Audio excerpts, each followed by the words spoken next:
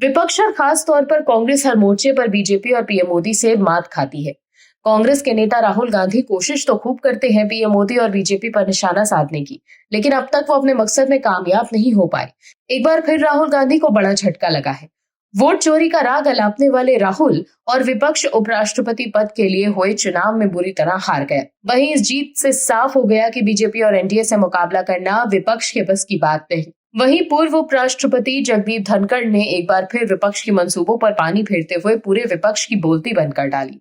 जगदीप धनखड़ की ये चिट्ठी विपक्ष और खास तौर पर राहुल गांधी के लिए किसी लेटर बम से कम नहीं।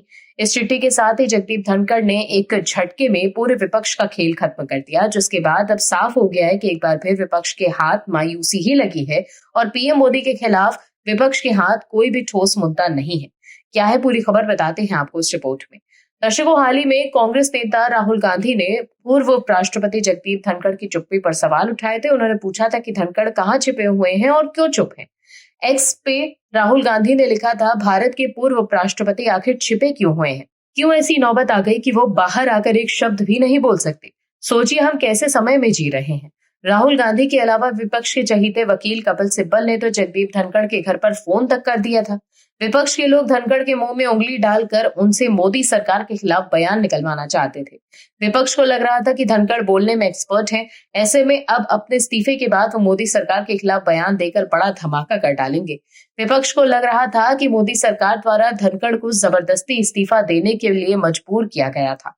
वहीं मंगलवार को जब उपराष्ट्रपति पद के लिए मतदान हो रहे थे, तब भी बीच कांग्रेस ने जगदीप धनखड़ की चुप्पी और उनके अचानक इस्तीफे को लेकर सवाल उठाए थे। कांग्रेस की महासचिव जयराम रमेश ने एक्स पर लिखा था कि पिछले 50 दिनों से जगदीप धनखड़ ने अपनी असामान्य चुप्पी रखी हुई है।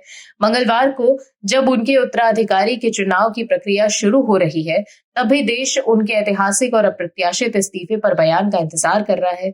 जब उन्होंने केंद्र सरकार की ओर से किसानों की घोर उपेक्षा, सत्ता में बैठे लोगों के अहंकार से पैदा होने वाले खतरों और अन्य मुद्दों पर चिंता व्यक्त की थी। लेकिन अब धनखड़ की चिट्ठी के बाद कांग्रेस और विपक्ष की बोलती बंद हो गई है।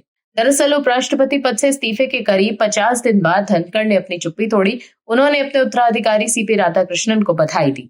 एनडीए कैंडिडेट सीपी राधाकृष्णन ने मंगलवार को हुए उपराष्ट्रपति चुनाव में अपने प्रतिद्वंदी विपक्षी इंडिया गठबंधन के उम्मीदवार सुदर्शन रेड्डी को शिकस्त दी।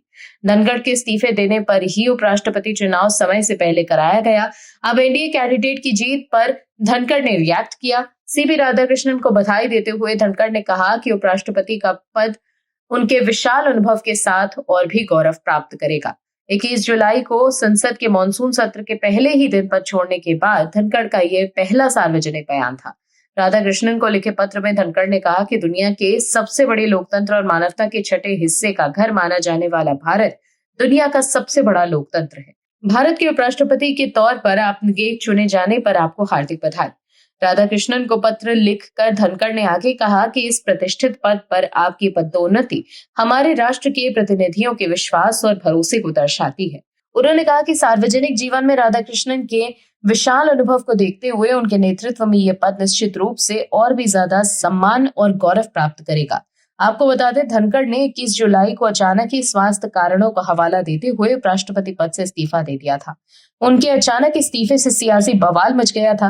विपक्ष ने उनके अचानक पद छोड़ने पर सवाल उठाए थे। विपक्ष को इससे भी मोदी सरकार को घेरने का मौका दिख रहा था। लेकिन अब जिस तरह से राधाकृष्णन को लिखी चिट्ठी में जगदीप धनखड़ ने भारत को दुनिया का सबसे बड़ा लोकतंत्र कहा है, उससे साफ है कि धनखड़ की सरकार से कोई नाराजगी नहीं, क्योंकि विपक्ष का तो मानना है कि भारत में तो लोकतंत्र है ही नहीं।